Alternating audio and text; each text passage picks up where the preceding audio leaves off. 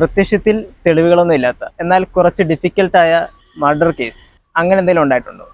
ഡിഫിക്കൽട്ടായ murder case പെട്ടെന്ന് ഓർമ്മ വന്നത് അത് കുറച്ച് ഇമോഷണലായിട്ടുള്ള സംഭവങ്ങൾ കൂടെയാണ്. ഒരു 8 വയസ്സുള്ള കുട്ടി അവൻ്റെ അച്ഛനെ കൊന്ന കേസിൻ്റെ വിധി കേട്ടിട്ട് പുറത്തേക്ക് വരികയാണ്. അവൻ്റെ അമ്മ അവൻ്റെ അച്ഛനെ കൊന്ന ആളിൻ്റെ കൂടെ കാറിൽ കയറിപ്പോകുന്നു. അവൻ തിരിഞ്ഞ് അവൻ്റെ അമ്മൂമ്മയെ കെട്ടിപ്പിടിച്ച് നിന്ന് കരയുന്നു. അമ്മൂമ്മയുടെ കണ്ണൊക്കെ നിറഞ്ഞിട്ടുണ്ട്. അമ്മൂമ്മ ഇടത് കൈ കൊണ്ട് അവരുടെ തലയിൽ ഇങ്ങനെ നെഞ്ചത്ത് കൈ വെച്ചിട്ടുണ്ട്, വലത് കൈ അവനെ ഇങ്ങനെ കെട്ടിപ്പിടിച്ചിട്ടുണ്ട്. എന്നിട്ട് അവരുടെ മുഖത്ത് പല പല ഭാവങ്ങൾ നമുക്ക് കാണാം. ഈ മകൾ പോകുന്നത് എങ്ങോട്ടേക്കാണെന്നുള്ള ഒരു വലിയ ഒരു സങ്കടം അവർക്കുണ്ട്. എന്താണ് സംഭവിക്കാൻ പോകുന്നത്, ഈ കുട്ടിയെ ഇനി എന്ത് ചെയ്യുമെന്നോർത്തുള്ള ഉത്കണ്ഠയുണ്ട്. കുട്ടിയാണെങ്കിൽ നിർത്താതെ കരയുകയാണ്, അമ്മ എന്നൊക്കെ വിളിച്ചിട്ട് കരഞ്ഞുകൊണ്ടിരിക്കുകയാണ്. ഇതാണ് എനിക്ക് ആ സീനിനെ പറ്റി ഓർമ്മ വരിക. ഇനി അതിൻ്റെ യഥാർത്ഥ സംഭവത്തിലേക്ക് വരാം. ഞാൻ എറണാകുളത്ത് SI ആയിരിക്കുമ്പോഴുള്ള സംഭവമാണ്. കുറേ വർഷങ്ങൾക്ക് മുമ്പാണ്. ഞാനല്ല ഇൻവെസ്റ്റിഗേറ്റിംഗ് ഓഫീസർ, ഞാൻ ആ ടീമിലെ ഒരു അംഗമാണെന്നേ ഉള്ളൂ. സംഭവം ഇതാണ്. ഒരു ദിവസം ഒരു കായൽ തീരത്തുനിന്ന് ഒരു മൃതദേഹം കിട്ടി. ഒരു 2-3 ദിവസം പഴക്കമുള്ള ഒരു മൃതദേഹമാണ്. അപ്പോൾ പോലീസ് ഇൻഫർമേഷൻ കിട്ടി. അവിടെ ചെന്ന് ആദ്യത്തെ നടപടികളൊക്കെ നടത്തി, അതിൻ്റെ ഇൻക്വസ്റ്റും കാര്യങ്ങളൊക്കെ നടത്തി പോസ്റ്റ്മോർട്ടത്തിന് അയച്ചു. പോസ്റ്റ്മോർട്ടത്തിന് അയച്ചപ്പോൾ അതിൻ്റെ പ്രത്യേകതകളൊക്കെ നോട്ട് ചെയ്ത് വെച്ചിരുന്നു. 3-4 ദിവസത്തേക്ക് ഇതാരാണ് എന്നറിയാൻ പറ്റാത്ത ഒരവസ്ഥയായിരുന്നു. അപ്പോൾ പരിശോധിച്ച് പോയതിന് ശേഷം ഒന്നുകൂടെ ഈ ഒരു തെളിവും ഇല്ലാതെ വന്നപ്പോൾ ഇയാളുടെ സ്ഥലവും മറ്റുമൊക്കെ ഒന്നുകൂടെ പരിശോധിച്ചപ്പം ഈ ബോഡി കരയ്ക്ക് കയറ്റി ഇട്ട സ്ഥലത്ത് ഇയാളുടെ ഡ്രസ്സിൽ നിന്ന് എവിടുന്നോ ഊർന്ന് വീണ ബസ് ടിക്കറ്റ് കിട്ടി. അപ്പോൾ ബസ് ടിക്കറ്റ് എടുത്തപ്പോൾ ആദ്യം ഒരു സംശയം ഉണ്ടായിരുന്നു, ഇനി നാട്ടുകാരെങ്കിലും അതിലെ പോയ വഴി കളഞ്ഞിട്ട് പോയതാണോ അതോ ഈ ബോഡിയും തന്നെ വീണ് കിട്ടിയതാണോ. അപ്പോൾ ഈ ബോഡിയൊക്കെ കയറ്റാൻ എന്ന സമയത്ത് ഉണ്ടായിരുന്ന ആളോട് ചോദിച്ചപ്പോൾ അയാൾ പറഞ്ഞു, ഇയാളുടെ കയ്യിൽ നിന്നാണ് തന്നെയാണ് ഉടുപ്പിൽ നിന്നാണ് ആ ടിക്കറ്റ് വീണ് പോയത്, ഞാൻ ഓർക്കുന്നുണ്ടെന്ന് തോന്നുന്നു.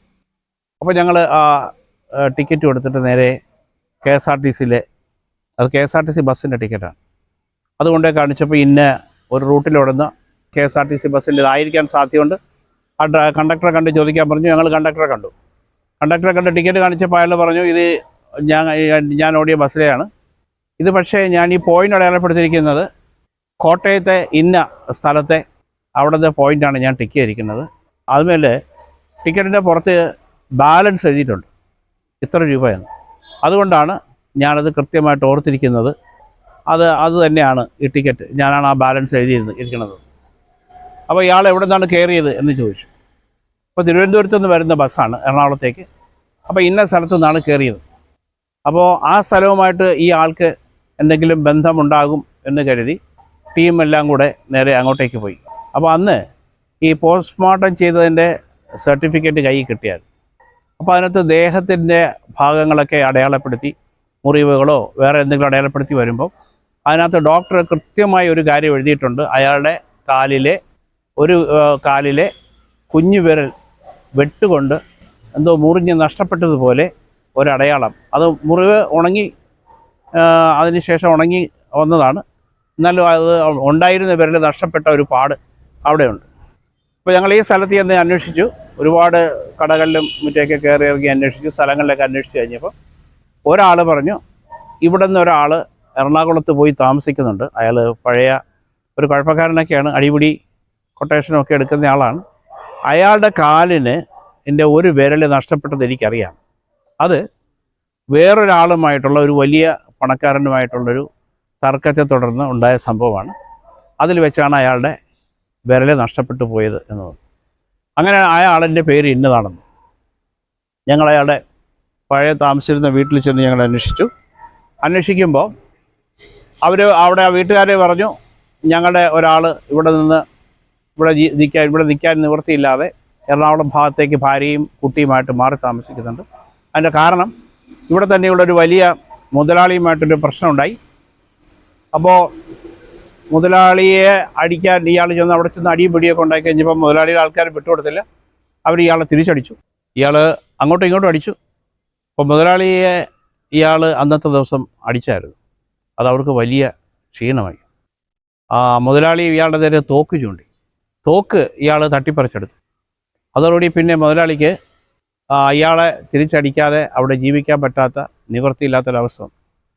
അയാൾ കുറച്ച് ആൾക്കാരെ കൂട്ടി ഇയാളെ കൊല്ലാനും അയാളെ കുറച്ച് ആൾക്കാരുമൊക്കെ കൂടി അയാളെ തിരിച്ചടിക്കാനും വേണ്ടി നടക്കുകയായിരുന്നു. അപ്പോൾ രണ്ട് കൂട്ടരും അങ്ങോട്ടും ഇങ്ങോട്ടും ആക്രമിക്കാൻ നടക്കുന്നതുകൊണ്ട് മുതലാളിയുടെ സാമ്പത്തിക ശേഷിയോടെ ഏറ്റുമുട്ടി നിൽക്കാൻ കഴിയില്ലാത്തതുകൊണ്ട് ഇയാൾ അവിടെ നിന്ന് ഭാര്യയും കുട്ടിയുമായിട്ട് വന്ന് എറണാകുളത്ത് താമസിക്കുകയാണ്. അപ്പോൾ അവരിങ്ങനെ തിരക്കി നടക്കുകയാണ്. അപ്പോൾ ഇതിനിടയ്ക്ക് ഇയാളൊരു ഒരു അഭ്യാസം കാണിച്ചു.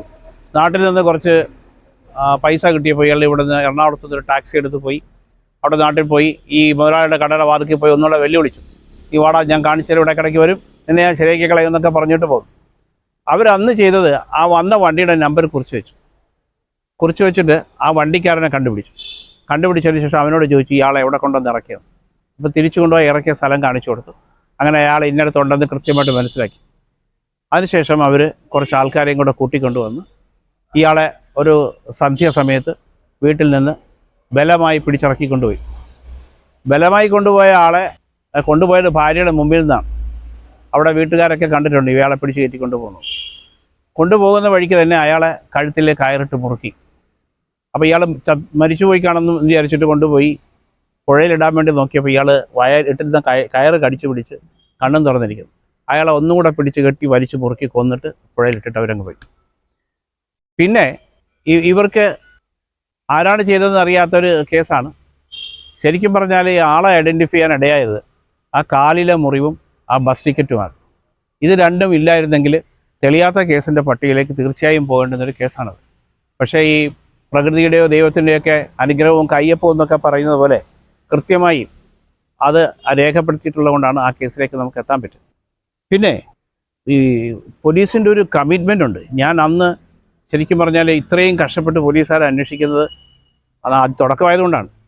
അപ്പോൾ ഞാൻ ഇതിനെപ്പറ്റി സംസാരിച്ചപ്പം എന്നോട് എൻ്റെ ഗുരു പറഞ്ഞത് ഏത് ആത്മാവും മരിച്ചു കഴിയുമ്പോൾ അന്വേഷണ ഉദ്യോഗസ്ഥനോട് ഒരു ജസ്റ്റിസ് ആവശ്യപ്പെടുന്നുണ്ട്. മരിച്ചുപോയ എനിക്ക് ഒന്നും ചെയ്യാൻ നിവൃത്തിയില്ല, നിങ്ങളാണ് എനിക്ക് വേണ്ടി നീതി നേടി തരേണ്ടത്, അതുകൊണ്ട് സർവ്വശക്തിയും എടുത്ത് അന്വേഷിക്കണം. അപ്പോൾ നമ്മൾ ഈ ആത്മാവുമായി ഒരു അലിഖിതമായ ഒരു കരാർ ഉണ്ടാക്കുന്നുണ്ടെന്നൊക്കെയാണ് അദ്ദേഹം എന്നെ അന്ന് പറഞ്ഞ് മനസ്സിലാക്കി തന്നത്. അത് എൻ്റെ പോലീസ് ജീവിതം അവസാനിക്കുന്നതുവരെ ഞാൻ അത് കൊണ്ട് നടക്കുമായിരുന്നു മനസ്സിൽ. ഒരു മരിച്ച ആത്മാവിനോട് നമ്മൾ ചെയ്യുന്നൊരു സന്ധി എന്ത് വില കൊടുത്തും എത്ര കഷ്ടപ്പാട് സഹിച്ചാണെങ്കിലും ഈ കേസ് ഡിറ്റക്ഷൻ ആക്കാനും ശിക്ഷ വാങ്ങിച്ചു കൊടുക്കാനും ഞങ്ങൾ ശ്രമിക്കും എന്നുള്ളത്. പക്ഷേ ചിലപ്പോഴൊക്കെ അത് വാളിപ്പോയിട്ടുണ്ട് ഒരുപാട് കാരണങ്ങളെ. എന്നാലും മെജോറിറ്റി കേസുകൾ ശിക്ഷ വാങ്ങിക്കൊടുക്കാൻ കഴിഞ്ഞിട്ടുണ്ട്. ഇത് പറയാം, ഇയാളെ ഭാര്യയുടെ അടുത്തുനിന്ന് പിടിച്ചുകൊണ്ട് പോയി. അതിനുശേഷം കേസ് അന്വേഷിച്ചു, കൃത്യമായി ആൾക്കാരെ ഐഡൻറ്റിഫൈ ചെയ്തു, അവരെ അറസ്റ്റ് ചെയ്തു, കസ്റ്റഡി കൊണ്ടുവന്നു. അതിനകത്ത് ഉൾപ്പെട്ട മുഴുവൻ ആൾക്കാരെയും അറസ്റ്റ് ചെയ്തു, കോടതിയിൽ റിമാൻഡ് ചെയ്തു. അതിനുശേഷം കേസിൻ്റെ നിയമയുദ്ധം തുടങ്ങിയപ്പം അവർക്ക് വേണ്ടി കേരളത്തിലെ ഏറ്റവും പ്രഗത്ഭരായ വക്കീലും പ്രോസിക്യൂഷന് വേണ്ടി അതുപോലെ തന്നെ പ്രഗത്ഭരായ വക്കീലന്മാരുമാണ് ഉണ്ടായത്. ആ നിയമയുദ്ധം വളരെ കാലം നീണ്ടു നിന്നു. അതിനിടയ്ക്ക് സാക്ഷികളെ സ്വാധീനിക്കുന്നു, അത് ചെയ്യുന്നു, ഇത് ചെയ്യുന്നു പറഞ്ഞ് അങ്ങോട്ടും ഇങ്ങോട്ടും പരാതികളും ബഹളങ്ങളും ഒക്കെ ഉണ്ടായി. പത്രങ്ങളും എല്ലാം നന്നായി ഈ കേസ് കവർ ചെയ്യുന്നുണ്ടായിരുന്നു. അവസാനം ഈ കേസിൻ്റെ വിചാരണ വേളയിൽ എല്ലാവരെയും അത്ഭുതപ്പെടുത്തിക്കൊണ്ട് ഈ സ്ത്രീ, എൻ്റെ ഭാര്യ, ആരുടെ അടുത്തു നിന്നാണോ ഇയാളെ പിടിച്ചുകൊണ്ട് പോയത് ആ ആളിൻ്റെ ഭാര്യ, അവർ ലവ് മാരേജ് ആയിരുന്നെന്ന് പറയുന്നു. രണ്ടുപേരും വലിയ സ്നേഹത്തിലുമായിരുന്നു. പക്ഷേ കോടതിയിൽ വന്നപ്പോൾ അവർ പറഞ്ഞു എനിക്ക് ഈ പിടിച്ചുകൊണ്ട് പോയ ആൾക്കാരെ അറിയില്ല. അവരുടെ കൺമുമ്പിൽ നിന്ന് പിടിച്ചുകൊണ്ട് പോയ ആളുകളെ കൃത്യമായി അറിയാവുന്ന സ്ത്രീ പറഞ്ഞത് കേട്ട് ഞങ്ങളെല്ലാവരും തളർന്നുപോയി. കോടതിയിൽ നിന്ന് ഉച്ചയ്ക്ക് പുറത്തിറങ്ങിയിട്ട് അന്വേഷണ സംഘം ഭക്ഷണം പോലും കഴിക്കുന്നില്ല. ഇതെന്താണ് ഇങ്ങനൊരു ട്വിസ്റ്റ് പ്രതീക്ഷിച്ചതല്ലല്ലോ. പുറത്തിറങ്ങിക്കഴിഞ്ഞപ്പം ആ സ്ത്രീയുടെ ചുറ്റും 3-4 പേര് നിന്ന് അവരെ സംരക്ഷിച്ച് പറഞ്ഞു വിടുന്നതാണ് കണ്ടത്. ഇതെന്താണ് ഇങ്ങനെ കാണിച്ചതെന്ന് ഞങ്ങൾക്ക് ചോദിക്കാൻ പോലും അവസരം ഉണ്ടായില്ല. ആ കേസിൻ്റെ പോക്ക് വളരെ മോശമാണെന്ന് തോന്നി. അവസാനം കേസിൻ്റെ വിധി വന്നപ്പം ഇവരെ എനിക്ക് തോന്നുന്നു ഹോസ്റ്റലായിട്ട് പ്രഖ്യാപിച്ച് വിസ്തരിക്കുകയൊക്കെ ചെയ്തു. പക്ഷേ എങ്കിൽ പോലും ആ കേസിൽ അവർക്ക് അനുകൂലമായി, പ്രതികൾക്ക് അനുകൂലമായി ഉള്ള തീരുമാനമുണ്ടായി. അവരെ വെറുതെ വിടുമ്പോഴാണ് ഞാൻ ആദ്യം പറഞ്ഞ സീൻ കണ്ടത്.